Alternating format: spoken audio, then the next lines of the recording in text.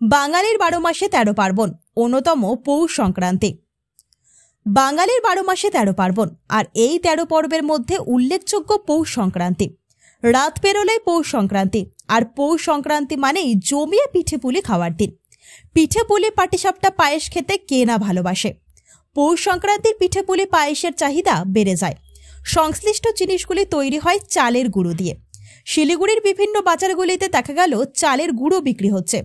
চালের গুঁড়ো কিনতে ক্রেতাদের ভিড় দেখা গেল। দাম ১০০ টাকা কিলো, কোথাও বা তার কিছুটা বেশি। এই প্রসঙ্গে ব্যবসায়ীরা জানিয়েছেন যে মোটামুটি বিক্রি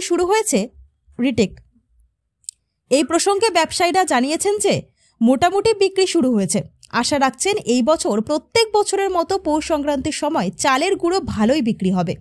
পাশাপাশি বিভিন্ন মিষ্টির দোকানগুলোতেও দেখা গেল পাটিসাপটা, খোয়া ক্ষীর, মালপোয়া, রসমালাই সহ বিভিন্ন মিষ্টান্ন উপকরণ বিক্রি হচ্ছে পৌষ সংক্রান্তি উপলক্ষে। পৌষ সংক্রান্তি স্বাভাবিকভাবেই চাহিদা বেশি রয়েছে পাটিসাপটা, রসমালাই, মালপোয়ার। কতগুলো বানিয়েছেন? 400-500। কেমন বিক্রি হচ্ছে? বিক্রি হচ্ছে। এই বানানোটা কতক্ষণ চলবে? কতক্ষণ বানাবেন? আর এটা চলবে রাত্রে 10টা পর্যন্ত, 11টা।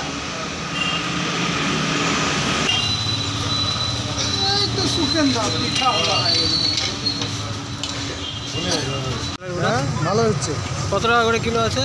100 টাকা। 100, 150। আচ্ছা। তো এই চালের গুঁড়া কতদিন থাকে? এটা শুকায় রাখলে মোটামুটি সারা বছর খাইতে পারবেন। সারা বছর? আর না শুকালে একদিনেই খেতে পারবেন। শুকিয়ে তারপরে করতে হবে? মানে এটা কি ভিজা তো চালের গুঁড়াটা, আচ্ছা, শুকাইতে হবে।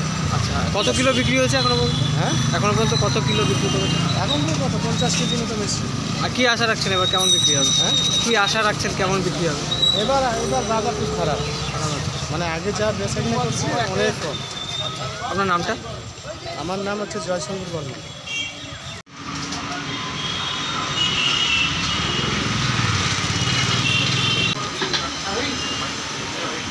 দাদা, সকাল থেকে কতগুলো বানালেন?